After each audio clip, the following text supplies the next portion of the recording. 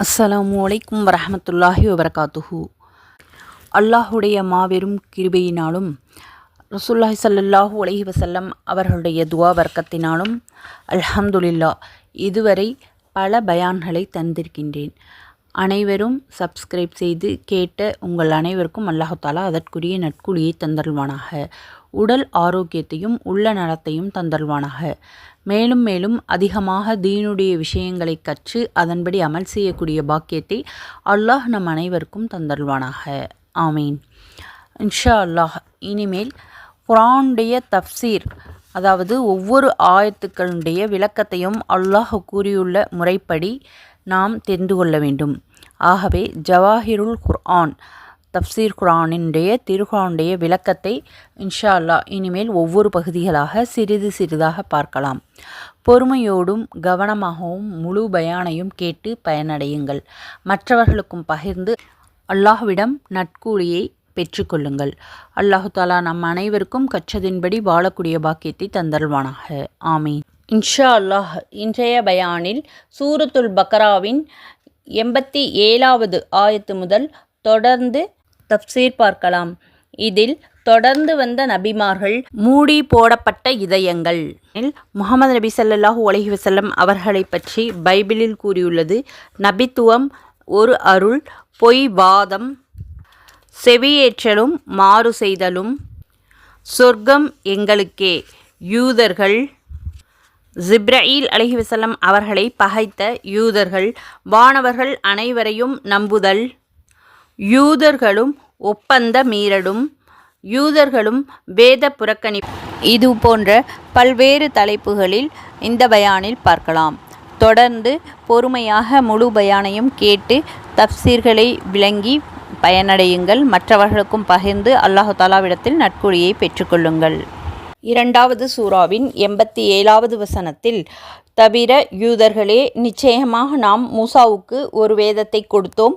அவருக்கு பின் தொடர்ச்சியாக பல தூதர்களை அனுப்பி வைத்தோம். மரியமுடைய மகன் ஈசாவுக்கு தெளிவான அத்தாட்சிகளை கொடுத்து அவரை ஜிப்ரீல் அலைஹி வஸல்லம் என்னும் பரிசுத்த ஆத்மாவை கொண்டும் பலப்படுத்தி வைத்தோம். ஆனால் உங்கள் மனம் விரும்பாத எதையும் நமது தூதர் ஒருவர் உங்களிடம் கொண்டு வந்த பொழுதிலும் நீங்கள் கர்வம் கொண்டு விலகிக் கொள்ளவில்லையா? மேலும் தூதர்களில் சிலரை நீங்கள் பொய்யாக்கி சிலரை கொலை செய்தும் விட்டீர்கள். தொடர்ந்து வந்த நபிமார்கள் இஸ்ராவேலர்களை வழிநடத்தி செல்வதற்காக நபி மூசா அலைஹி வஸல்லம் அவர்களை அனுப்பி தௌராத் என்ற புனித வேதத்தை அல்லாஹ் அருளினான். மூசா அலைஹி வஸல்லம் அவர்களுக்கு பின்னரும் பல இறை தூதர்கள் அனுப்பி வைக்கப்பட்டார்கள். அவர்களில் நபி ஈசா அலைஹி வஸல்லம் அவர்களும் ஒருவர். நபி ஈசா அலைஹி வஸல்லம் அவர்களுக்கு தெளிவான வேதத்தை, பைபிள், அற்புதங்களை நிகழ்த்தும் ஆற்றலையும் அல்லாஹ் அருளினான். பரிசுத்த ஆவி எனப்பட போற்றப்படக்கூடிய வானவர் ஜிப்ரீல் அலைஹி வஸல்லம் அவர்களை கொண்டு நபி ஈசா அலைஹி வஸல்லம் அவர்களுக்கு உதவி அளித்து எதிரிகளிடமிருந்து அன்னாரை அல்லாஹ் காப்பாற்றினான். இவ்வாறு இறை தூதர்களில் ஒருவர் பின் ஒருவராக அனுப்பி வைக்கப்பட்ட போதெல்லாம் இஸ்ராவேலர்கள் அவர்களை நிராகரித்தே வந்தார்கள். அவர்களுடைய மன இச்சைகளுக்கு இசைவில்லாத சட்டங்களை இறை தூதர்கள் எடுத்துரைத்த ஒவ்வொரு சமயத்திலும் இஸ்ராவேலர்கள் ஆணவம் கொண்டு புறக்கணித்தே வந்தார்கள். இறை தூதர்களில் சிலரை பொய்யர் என பறைசாற்றிய அவர்கள் வேறு சிலரை படுகொலை செய்யவும் அஞ்சவில்லை. இவ்விதமே நபி ஈசா அலைஹி வஸல்லம் அவர்களையும் படுகொலை செய்ய அவர்கள் முயன்றார்கள். இதிலிருந்து இஸ்ராவேலர்களுடைய இருமாப்பும் அவர்களிடம் குடிகொண்டிருந்த வன்முறை போக்கும் தெளிவாக புலப்படுகின்றன. அவர்களிடம் இருந்த ஆணவம் இறை தூதர்களை படுகொலை செய்யக்கூடிய அளவுக்கு அவர்களை தூண்டிவிட்டது. எனவேதான் பெருமை பெரும் பாவங்களுக்கு வழிகோலும் என அறிஞர்கள் கூறியிருக்கின்றார்கள். 88வது வசனத்தில், இன்னும் எங்களுடைய இதயங்கள் மூடி போடப்பட்டிருக்கின்றன என்று அவர்கள் கூறுகின்றார்கள். இல்லை, அவர்களுடைய நிராகரிப்பின் காரணமாக அல்லாஹ் அவர்களை சபித்து விட்டான். எனவே அவர்கள் சொற்பமானவற்றையே நம்புகிறார்கள். மூடி போடப்பட்ட இதயங்கள். அண்ணல் நபி ஸல்லல்லாஹு அலைஹி வஸல்லம் அவர்களை பின்பற்றுங்கள் என யூதர்களிடம் எடுத்துரைக்கப்பட்ட வேளையில் அவர்கள் பேசிய குதர்க்கவாதம் பற்றி இங்கே அல்லாஹ் விவரமாக கூறுகின்றான். நீங்கள் என்னதான் அறிவுரை சொன்னாலும் அதனை நாங்கள் ஏற்கப் போவதில்லை. ஏனென்றால் எங்களுடைய இதயங்களில் மூடி போடப்பட்டு விட்டன. அவை அறிவின் உரைகளாக உள்ளன. எனவே இஸ்ராவேலர்கள் விதண்டாவாதம் புரிந்தார்கள். இங்கே குறிப்பிட்டுள்ள குல்ஃப் என்னும் பன்மை பெயர் சொல்லுக்கு இருவித பொருள் உண்டு. அஹ்லாப் என்பதற்கு பன்மையாகும். இதன்படி மூடப்பட்டவை என்று பொருள் தொனிக்கும். எங்கள் இதயங்கள் மூடியால் மூடப்பட்டு விட்டன. எனவே முஹம்மதின் நட்போதனைகள் எதுவும் எங்கள் இதயங்களில் புகாது. நாங்கள் எங்கள் போக்கிலேயே நிலைத்திருப்போம் என்று இஸ்ராவேலர்கள் கூறினார்கள். ஹிலாஃப் என்னும் சொல்லுக்கு குல்ஃப் பன்மையாகும். உரைகள் அதாவது பைகள் என்பது அதன் பொருள். இதன்படி எங்களுடைய இதயம் கல்வி பையாக அல்லது அறிவின் உறைவிடங்களாக திகழ்கின்றன என்று பொருள்படும். அதாவது நபி மூசா அலைஹிவஸல்லம் அவர்கள் ஊட்டிய கல்வி ஞானத்தால் நாங்கள் தன்னிறைவு பெற்றுவிட்டோம். எனவே முஹம்மதின் போதனைகள் எங்களுக்கு அவசியமில்லை என்று இஸ்ராவேலர்கள் கூறினார்கள். இந்த குதர்க்கவாதத்தை இங்கே கண்டிக்கும் இறைவன் இப்படி பேசுவதை இறை மறுப்பை உறுதிப்படுத்துகிறது என்பதால் தன் அருள் அவர்களுக்கு கிடைக்கப் போவதில்லை என்று அறுதியிட்டு கூறியிருக்கின்றான். மேலும் அவர்கள் தங்களுடைய வேதத்தில் கூறப்பட்ட மகத்தான செய்திகளில் சிலவற்றை மட்டுமே நம்புகின்றார்கள் என்பதை இறைவன் இங்கே வெளிப்படுத்தி கூறுகிறான். 89வது வசனம் முதல் 92 வசனங்கள் வரை அல்லாஹ் இவ்வாறு கூறுகின்றான். 2வது சூராவின் 89வது வசனத்தில் அல்லாஹ்விடமிருந்து அவர்களுக்கு ஒரு வேதம் வந்தது. அது அவர்களிடமுள்ள வேதத்தை உண்மையாக்கியும் வைக்கின்றது.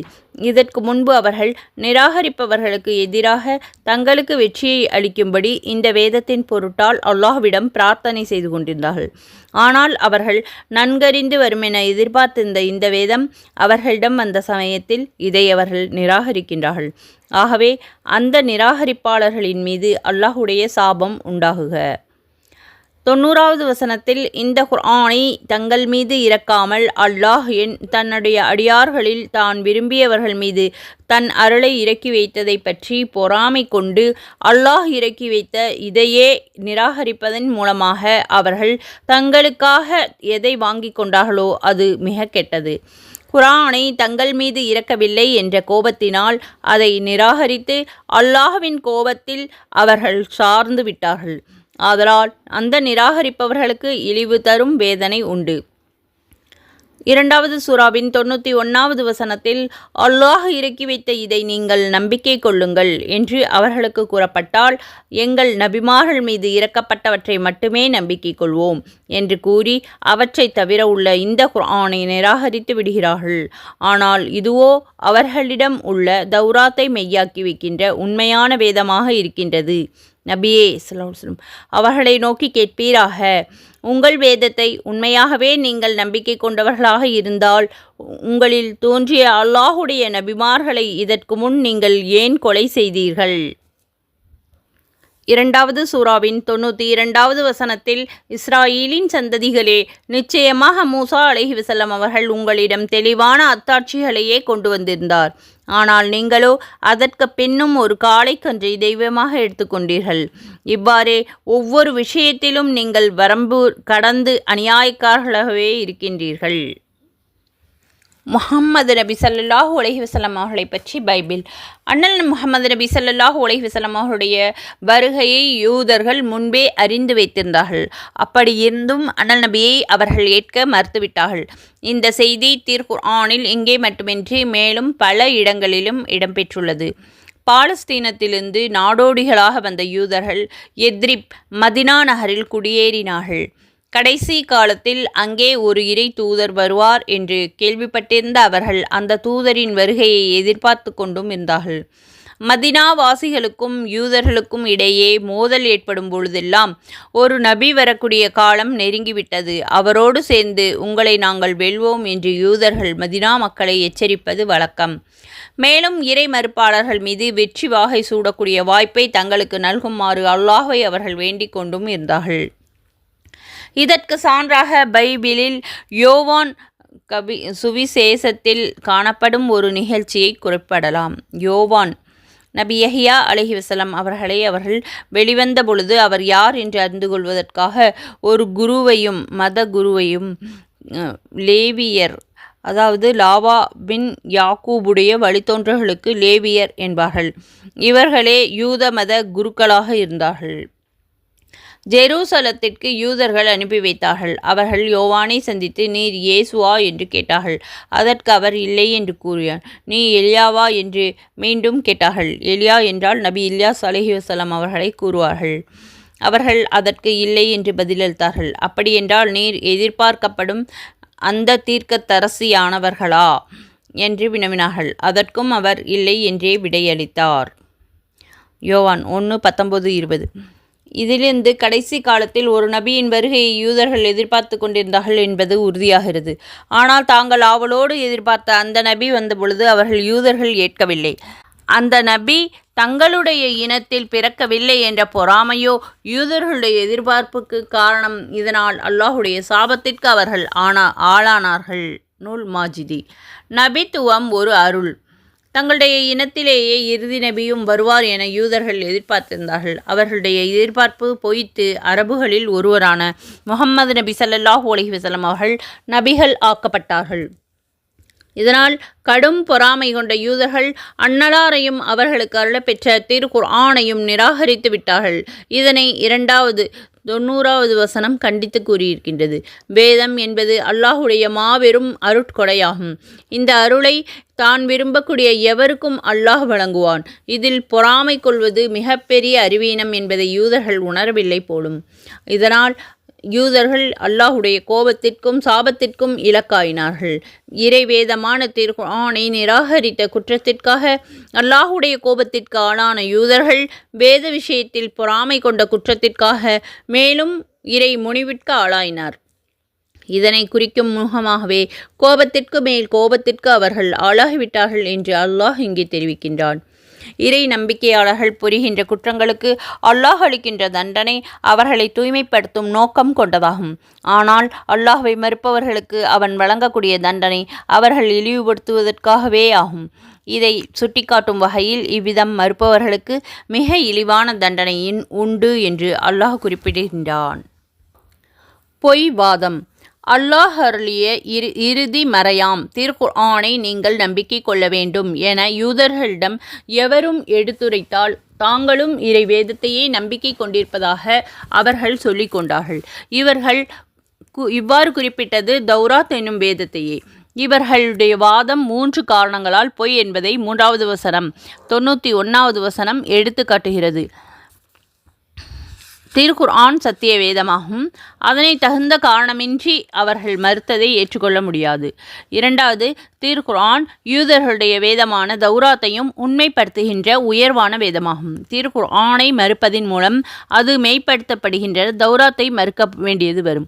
3வது, தங்கள் வேதமான தௌராத்தை யூதர்கள் நம்பிக்கை கொண்டிருப்பது உண்மையென்றால் தௌராத்தை போதித்து வந்த இறை தூதர்களை அவர்கள் மதித்து போற்றி இருக்க வேண்டும்.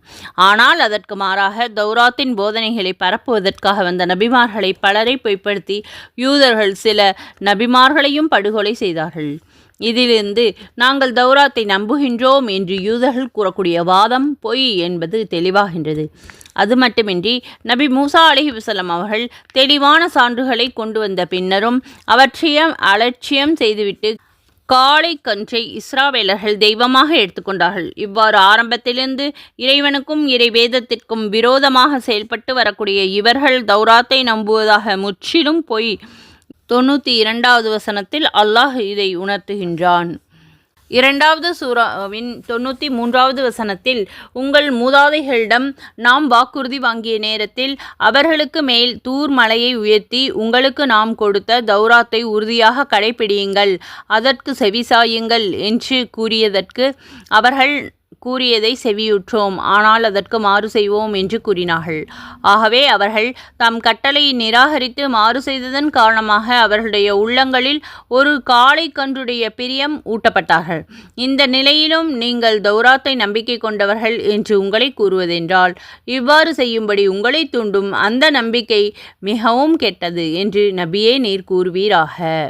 செவியேற்றலும் மாறு செய்தலும். இந்த வசனத்தில் கூறப்பட்டிருக்கின்ற நிகழ்ச்சி பற்றி முன்பே விவரமாக கூறப்பட்டுள்ளது. 54வது வசனத்தின் விரிவுரையில் பார்க்கவும். இங்கே கூடுதலான செய்தி ஒன்று காணப்படுகிறது. இஸ்ராவேலர்களின் தலைக்கு மேல் தூர் என்னும் மலையை தூக்கி பிடித்து கொண்டு தௌராத்தை ஏற்கின்றீர்களா, அல்லது இந்த மலையை உங்கள் மீது போட்டுவிடவா என்று வானவர்கள் கேட்டார்கள்.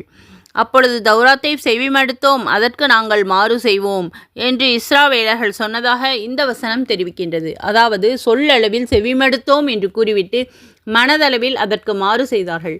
வேத கட்டளைகளை செவியேற்று அதற்கேற்ப செயல்பட வேண்டும் என்ற எண்ணம் அவர்களிடம் இருக்கவில்லை. வானவர்கள் உயர்த்தி பிடித்திருந்த மழை தங்கள் மீது விழுந்து விடுமோ என்று பீதியடைந்திருந்த அவர்கள் அதிலிருந்து தப்பிப்பதற்காக சம்மதிப்பதைப் போல நடித்தார்கள். இந்த வசனத்தினுடைய கர்த்தாகும். செவிமடுத்தோம் ஆனால் மாறு செய்தோம் என்று அப்போதே அவர்கள் வெளிப்படையாக கூறினார்கள் என்பது இந்த வசனத்தின் பொருள் அல்ல. ஏனென்றால் மாணவர்களுடைய பிடியில் சிக்கிக் கொண்டிருந்த அவர்கள் மாறு செய்வோம் என்று கூறுவதற்கு வாய்ப்பில்லை. அன்றைய யூதர்கள் தௌராத்தை ஏற்று நடப்பதாக கூறிவிட்டு அதற்கு விரோதமாக நடந்து கொண்டதைப் போல அண்ணல் நபி ஸல்லல்லாஹு அலைஹி வஸல்லம் அவருடைய காலத்தில் இருந்த யூதர்கள் கூறுவதும் இருக்கின்றது என்று சுட்டி காட்டுவது இங்கே அல்லாஹுடைய நோக்கம் ஆகும். 2வது சூராவின் 94, 95, 96 ஆகிய வசனங்களில் அல்லாஹ் இவ்வாறு கூறுகிறான்: யூதர்களே, அல்லாஹ்விடம் இருக்கும் மறுமையின் சொர்க்க வீடு மற்ற மனிதர்களுக்கு இல்லாமல் உங்களுக்கே சொந்தமென கூறுகின்ற நீங்கள் உண்மையாக கூறுபவர்களாக இருந்தால் உங்களுக்கு சொந்தமான அந்த வீட்டிற்கு செல்வதற்கு நீங்கள் மரணத்தை விரும்புங்கள் என்று நபியே கூறுவீராக. 2வது சூராவின் 95வது வசனத்தில், ஆனால் அவர்கள் கரங்கள் செய்து அனுப்பியிருக்கும் பாவங்களின் காரணத்தால் அதை அவர்கள் அறவே விரும்பவே மாட்டார்கள். இந்த அநியாயக்காரர்களை அல்லாஹ் நன்கறிவான். 2வது சூராவின் 96வது வசனத்தில் மேலும் நபியே ஸல்லல்லாஹு அலைஹி வஸல்லம், அந்த யூதர்கள் மற்ற மனிதர்களை விடவும் குறிப்பாக இணை வைப்பவர்களை விடவும் நீண்ட நாள் உயிர் வாழ பேராசை மிகவும் உடையவர்களாக இருப்பதை நிச்சயமாக காண்பீர்கள். அவர்களில் ஒவ்வொருவனும் தான் 1000 ஆண்டுகள் உயிர் வாழ வேண்டுமே என்று விரும்புவான். அவ்வாறு நீண்ட நாள் உயிரோடு இருக்க அவர்களை விட்டு வைத்தாலும் அது வேதனையிலிருந்து ஒரு சிறிதும் அவனை தப்பிக்க வைத்து விடாது. அல்லாஹ் அவர்கள் செய்வதை உற்று நோக்குபவன் ஆவான். சொர்க்கம் எங்களுக்கே. யூதர்கள் சொர்க்கம் தங்களுக்கே சொந்தம், மற்றவர்கள் சொர்க்கத்திற்கு அருகதையற்றவர்கள் என்பது யூதர்களுடைய எண்ணம். இதனை பிறிதொரு வசனத்தில் அல்லாஹ் வெளிப்படுத்துகின்றான். இன்னும் யூதர்களாக கிறிஸ்தவர்களாக இருக்கின்றவர்களை தவிர வேறு எவரும் ஒரு காலும் சொர்க்கம் போக மாட்டார்கள் என்று கூறுகின்றார்கள். அல் குர்ஆன் 2வது சூராவின் 111வது வசனத்தில் இவ்வாறு அல்லாஹ் கூறியிருக்கின்றான். அவர்களுடைய இந்த எண்ணத்தை மறுக்கும் வகையில் இந்த வசனம் அமைகிறது. யூதர்கள் தங்களுடைய வாதத்தில் உண்மையாளர்களாக இருந்தால் மரணத்தை கண்டு அஞ்சாமல் அதனை இன்மகத்தோடு வரவேற்க வேண்டும். ஏனென்றால் இந்த உலக வாழ்க்கையை விட சொர்க்கத்தின் வாழ்க்கை சுகமானது, இன்பம் மிகுந்தது. சொர்க்கம் இவர்களுக்கே சொந்தம் என்பது உண்மையென்றால் மரணத்தையே அவர்கள் அதிகம் விரும்ப வேண்டும். மரணத்திற்கு பின்புதானே சொர்க்கத்தை காண முடியும். ஆனால் அவர்கள் மரணத்தை நிச்சயமாக விரும்ப மாட்டார்கள் என்பது தெளிவு. தாங்கள் தேடி கொண்டுள்ள தீவினைகளுக்காக அல்லாஹ் தங்களை தண்டிப்பான் என்ற பயத்தில் சிக்குண்டுள்ள அவர்கள் மரணத்தை எப்படி வரவேற்பார்கள்? இதிலிருந்து அவர்களுடைய கூற்று பொய் என்பது தெளிவாகிறது அல்லவா? இவ்வாறு திருக்குர்ஆன் அரைக்கூவல் விடுத்த பின்னராவது அவர்கள் இறப்பை ஆசைப்பட்டிருக்க வேண்டும். அப்படி செய்தார்களா என்றால் அதுவும் இல்லை. ஆகவே அவர்கள் அக்கிரமக்காரர்கள் என்பதில் ஐயமில்லை. யூதர்கள் மரணத்தை நேசிப்பது ஒரு பக்கம் இருக்கட்டும், உலக வாழ்க்கையின் மீது சற்று பற்றில்லாதவர்களாகவாவது இருக்கின்றார்களா என்று பார்த்தால் அதுவும் கிடையாது. அனைத்து மனிதர்களிலும் உலக வாழ்க்கை மீது அதிக பேராசை கொண்டவர்கள் யூதர்களாகத்தான் இருக்கின்றார்கள். இறைவனுக்கு இணை கற்பிப்பவர்கள் மறுமையை நம்பாதவர்கள் ஆவார்கள். எனவே அவர்கள் உலக வாழ்க்கையை நேசிப்பது இயற்கை. ஆனால் மறுமையை நம்பியதோடு மட்டுமல்லாமல் மறுமையில் தங்களுக்கு சொர்க்கம் உண்டு என்றும் வாதிடக்கூடிய யூதர்கள் இணை வைப்பவர்களை விட உலகத்தின் மீது பேராசை கொண்டவர்களாக இருப்பதுதான் ஆச்சரியம். 1000 ஆண்டு காலம் உலகில் வாழ்ந்தாலும் அது அவர்களுக்கு சொற்பமாகவே தோன்றும். ஆனால் எத்தனை காலம் வாழ்ந்தென்ன பயன்? மறுமையில் இறைவன் வழங்கவிருக்கும் தண்டனையிலிருந்து அவர்கள் தப்ப முடியாது என்பது மட்டும் உறுதி. 2வது சூராவின் 97 மற்றும் 98வது வசனத்தில், உங்களில் எவர் ஜிப்ரீலுக்கு எதிரி என்று நபியே யூதர்களை கேட்பீராக. நிச்சயமாக அவர் இதை அல்லாஹுடைய கட்டளைப்படியே உமது உள்ளத்தில் இறக்கி வைத்தார். இது தனக்கு முன்னுள்ள வேதத்தை உண்மைப்படுத்துவதாகவும் நேரான வழியை அறிவிக்கக்கூடியதாகவும் நம்பிக்கை உடையவர்களுக்கு நல்ல செய்தியாகவும் இருக்கின்றது. இரண்டாவது சூராவின் 98வது வசனத்தில், உங்களில் எவரேனும் அல்லாஹுக்கும் அவனுடைய வானவர்களுக்கும் அவனுடைய தூதர்களுக்கும் ஜிப்ரஈலுக்கும் மீகாயிலுக்கும் எதிரியாகி அவர்களை நிராகரித்துவிட்டால் அந்த நிராகரிப்பவர்களுக்கு நிச்சயமாக அல்லாஹுவும் எதிரி ஆவான். ஜிப்ரஈலை பகைத்த யூதர்கள். திருக்குர்ஆனை தாங்கள் ஏற்க மறுப்பதற்கு யூதர்கள் ஒரு விசித்திரமான காரணம் கூறினார்கள். அல்லாஹ்விடமிருந்து முஹம்மதுக்கு வஹி கொண்டு வருபவர் வானவர் ஜிப்ரீல் அலைஹிவஸல்லம் அவர்கள் ஆவார்கள். இதை ஜிப்ரஈல் தான் எங்கள் சமூகத்தினர் மீது அல்லாஹுடைய தண்டனைகளையும் சோதனைகளையும் கொண்டு வந்தவர். அத்துடன் கடினமான சட்டத்திட்டங்களை எங்களுக்கு கொண்டு வந்தவர்களும் அவரே. எனவே ஜிப்ரஈல் எங்களுக்கு எதிரி ஆவார். வானவர் மீகாயில் அலைஹிவஸல்லம் அவர்கள் மழை பொழிவதற்கும் நல்லருள் இறங்குவதற்கும் பொறுப்பானவர். ஒரு கால் அவர் முஹம்மது நபிக்கு வஹி கொண்டு வந்திருந்தால் முஹம்மதுக்கு அருளப்பெற்ற வேதத்தை நாங்கள் ஏற்றுக்கொண்டிருப்போம். ஆகவே ஜிப்ரீல் அலைஹிஸ்ஸலாம் அவர்கள் மூலம் முஹம்மதுக்கு அருளப்பெற்ற இந்த வேதத்தை நாங்கள் ஏற்க முடியாது. இந்த வாதம் எவ்வளவு அபத்தமானது, அற்பமானது என்பதை விளக்குவதே இந்த வசனங்களின் நோக்கம். அண்ணல் முஹம்மது நபி ஸல்லல்லாஹு அலைஹி வஸல்லம் அவர்களுக்கு வானவர் ஜிப்ரீல் அலைஹிஸ்ஸலாம் அவர்கள் வேத வாக்குகளை வஹி கொண்டு வந்தார் என்றால் அது அல்லாஹுடைய ஆணையின் பேரில் நடைபெற்ற ஒன்றாகும். அன்னலாரிடம் இறை செய்திகளை கொண்டு வந்து சேர்த்த ஒரு தூதரே ஜிப்ரீல் அலைஹிஸ்ஸலாம் அவர்கள் ஆவார்கள். அவர் தன் சொந்த கருத்துக்களை கொண்டு வரவும் இல்லை. அல்லாஹ் அனுப்பிய செய்திகளில் எதனையும் தன் விருப்பத்திற்கேற்ப கூட்டியோ குறைத்தோ அவர் சொல்லிவிடவும் இல்லை. அவருக்கு அந்த அதிகாரமும் கிடையாது. உண்மை இவ்வாறிருக்க ஜிப்ரீல் அலைஹிவஸல்லம் அவர்களை காரணம் காட்டி திருக்குர்ஆனை நிராகரிப்பது ஏற்புடையதல்ல. தவிரவும் திருக்குர்ஆன் யூதர்களுடைய வேதமான தௌராத்தை உறுதிப்படுத்துகிறது, நேரான வழியை எடுத்து எம்புகிறது, இறை நம்பிக்கையாளர்களுக்கு நல்ல செய்தி கூறுகிறது இத்தியாதி சிறப்புகள் மிகுந்த ஒரு உண்மை வேதத்தை பொருளற்ற காரணங்களை காட்டி யூதர்கள் மறுப்பதானது எந்த வகையிலும் நியாயம் ஆகாது என்று அல்லாஹ் இங்கே விளக்கி காட்டுகின்றான். வானவர்கள் அனைவரையும் நம்புவது. இன்னொரு விஷயத்தை 2வது வசனத்தில், அதாவது 98வது வசனத்தில் அல்லாஹ் எடுத்துரைக்கின்றான். ஜிப்ரீல் அலைஹிஸ்ஸலாம் வானவர்களில் ஒருவர். வானவர்கள் அனைவரும் அல்லாஹுடைய ஏவலாளர்கள். அவர்களுக்கிடையே நம்பிக்கை தொடர்பாக வித்தியாசம் பாராட்டுவது தகாத ஒன்றாகும். எனவே ஜிப்ரீலை பகைப்பதானது அல்லாஹ்வையும் இதர வானவர்களையும் இறை தூதர்களையும் ஏன் அந்த மீகாயிலையும் கூட பகைப்பதாகவே கருதப்படும். ஜிப்ரஈலை நிராகரிப்பவர்கள் இறை மறுப்பாளர்களாக கருதப்படுவார்கள். இத்தகையவர்களை இறைவன் தன் எதிரியாகவே கருதி கடுமையான தண்டனை அளிப்பான். 2வது சூராவின் 99, 100, 101 ஆகிய வசனங்களில் அல்லாஹ் கூறுகிறான், நபியே, திண்ணமாக நிச்சயமாக மிக தெளிவான வசனங்களையே உமக்கு இறக்கியிருக்கின்றோம். பாவிகளை தவிர மற்ற எவரும் அவற்றை நிராகரிக்க மாட்டார்கள். 100வது வசனத்தில், அவர்கள் தங்கள் நபியிடம் ஒரு உடன்படிக்கையை செய்த பொழுதெல்லாம் அவர்களில் ஒரு பிரிவினர் அதை நிறைவேற்றாமல் எடுத்தெறிந்து விடவில்லையா? மாறாக அவர்களில் பெரும்பாலானவர்கள் இதை நம்பிக்கை கொள்ள மாட்டார்கள். 2வது சூராவின் 101வது வசனத்தில், அல்லாஹ்விடமிருந்து தூதர் ஒருவர் அவர்களிடம் வந்து அவர்களிடமுள்ள வேதத்தை உண்மைப்படுத்திய பொழுதிலும் முந்திய வேதம் வழங்கப்பட்ட அவர்களில் பலர் அல்லாஹுடைய இந்த வேதத்தையே நாங்கள் அறியாதது போல தாங்கள் முதுகுக்கு பின்னால் தூக்கி போட்டு விடுகின்றனர். அண்ணல் முஹம்மது நபி ஸல்லல்லாஹு அலைஹி வஸல்லம் அவர்கள் தொடர்பாக யூதர்கள் கூறி வந்த குறை ஒன்றை 99வது வசனத்தில் அல்லாஹ் மறுக்கின்றான். முந்தைய இறை தூதர்கள் எல்லாம் பல அற்புதங்களை நிகழ்த்தி காட்டினார்கள், ஆனால் முஹம்மது அப்படி ஒன்றும் பெரிதாக அற்புதங்கள் செய்து காட்டவில்லை என்று யூதர்கள் குறை கூறினார்கள். இதற்கு பதில் தரும் வகையில் திருக்குர்ஆனுடைய வசனங்களில் ஒவ்வொன்றும் அற்புதமே என்று இந்த வசனம் உணர்த்துகிறது. ஏனென்றால் அவை தெளிவானவை.